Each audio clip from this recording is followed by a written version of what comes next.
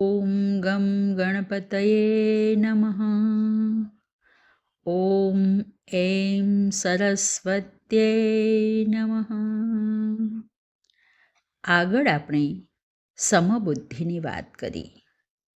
હવે ભગવાન ધ્યાન યોગ દ્વારા આ સમબુદ્ધિ કેવી રીતે પ્રાપ્ત થાય છે તે દર્શાવતા કહે છે, યોગી યુંજિત સતતમ આત્માનં રહસી સ્થિતઃ એકાકી યત ચિત્તાત્મા નિરાશીર પરિગ્રહ.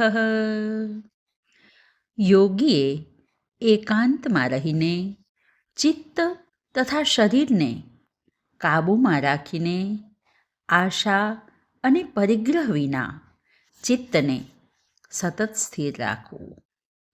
અહીં ભગવાન યોગ સાધના અથવા ધ્યાન સાધના ક્યાં અને કેવી રીતે કરવી એ દર્શાવતા કહે છે કે એકાંત સ્થાનમાં એકલા રહેવું.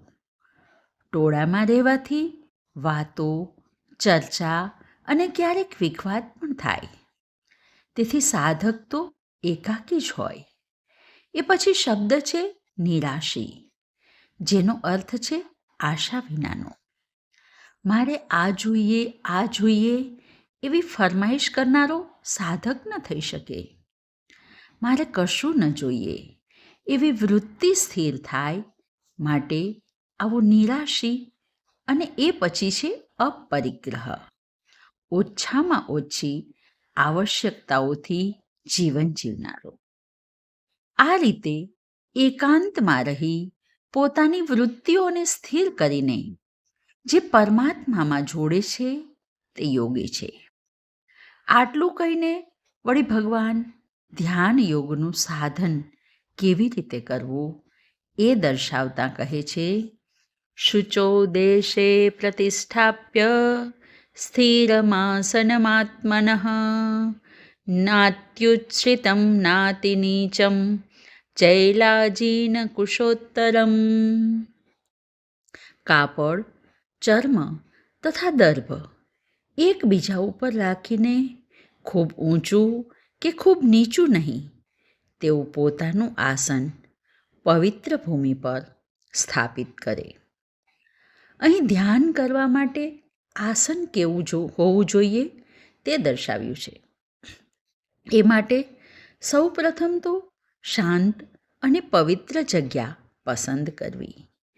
એ પછી દર્ભનું આસન, ત્યારબાદ તેના પર મૃગચર્મ બિછાવવાનું અને ત્યારબાદ તેના પર સુંવાળું રેશમી વસ્ત્ર બિછાવવું. વળી આગળ કહે છે, તત્રેકાગ્રમ મનઃ કૃત્વા યત્ ચિત્તેન્દ્રિયક્રિય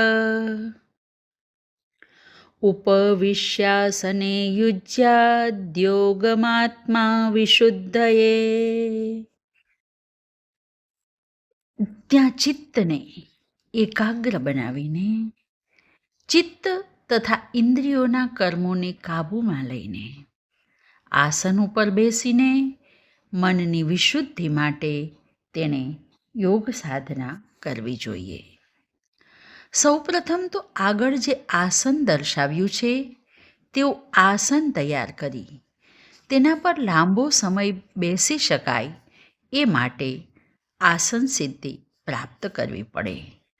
અને જ્યારે સાધક લાંબો સમય એક આસનમાં બેસી શકે ત્યારે જ તે ચિત્ત અને ઇન્દ્રિયોને અંતર્મુખ કરી શકે.